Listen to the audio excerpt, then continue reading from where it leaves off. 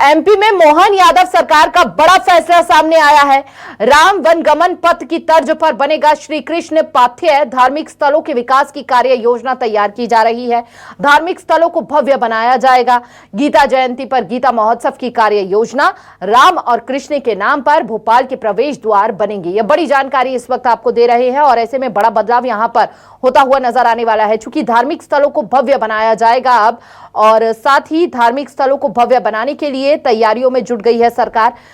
गीता जयंती पर गीता महोत्सव की कार्य योजना बनाई जा रही है। राम और कृष्ण के नाम पर भोपाल के प्रवेश द्वार बनाए जाएंगे।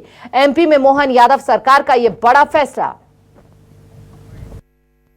वही भगवान श्री कृष्ण को लेकर भी अलग अलग उनकी जहां जहां यात्रा हुई, जैसे उज्जैन में भगवान कृष्ण की शिक्षा हुई, जानापाव में भगवान परशुराम जी ने उनको सुदर्शन चक्र दिया, धार के पास हमजेरा में भगवान का रुक्मी से युद्ध हुआ रुक्मिणी हरण के टाइम पर। ऐसे प्रत्येक स्थान को हमारी सरकार तीर्थ बनाने जा रही है।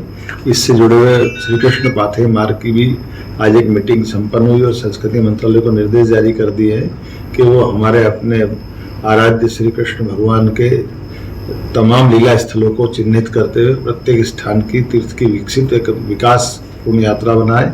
साथ ही साथ हमारी मानस जयंती और गीता जयंती के अवसर पर गीता महोत्सव और रामायण के मेले का आयोजन करने का भी सरकार ने निर्णय किया है। मेरी अपनी ओर से सभी को बधाई।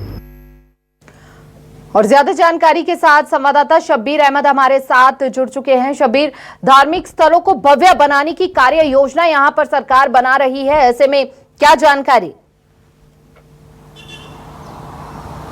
बिल्कुल हिमानी, बात की जाए तो मध्य प्रदेश सरकार धार्मिक यानी खासकर बात की जाए सनातन धर्म को लेकर लगातार बड़े फैसले ले रही है। कल सरकार की तरफ से एक फैसला लिया गया था कि भगवान राम और इसके साथ साथ भगवान कृष्ण को किताबों में पढ़ाया जाएगा, उच्च शिक्षा में भी और प्राइमरी शिक्षा में भी। और इन सब के बीच जब कल समीक्षा बैठक हुई तो कई तरीके के निर्देश मध्य प्रदेश के मुख्यमंत्री मोहन यादव की तरफ से दिए गए, क्योंकि कल धर्मस्य और इसके अलावा संस्कृति विभाग की बैठक थी, उसकी समीक्षा बैठक ले रहे थे, जिसके अंदर राम पथ वन गमन की बात करें या फिर अब भगवान कृष्ण की बात करें। भगवान कृष्ण की बात करें तो उज्जैन और इंदौर से सटा हुआ है जानापाव और इसके अलावा धार, यहां से वो गुजरे हैं, यहां पर वो रुके हैं। इसी के कारण सरकार की तरफ से फैसला लिया गया है कि इस जगहों को धार्मिक स्थल के तौर पर बदला जाएगा। जैसा हम राम पथ वन गमन को लेकर देखते हैं कि जहां जहां से भगवान राम गुजरे हैं, चित्रकूट और आसपास के इलाके को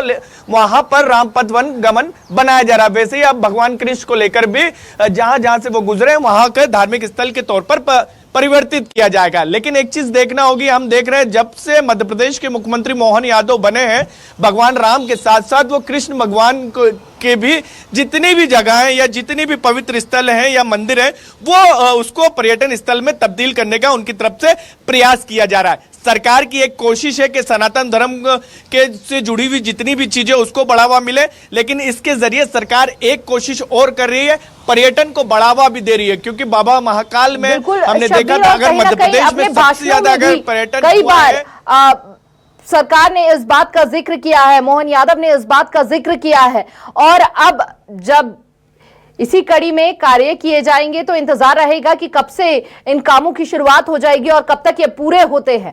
शब्बीर, आप बने रहिए, आपसे आगे भी खबरों में हम अपडेट लेते रहेंगे।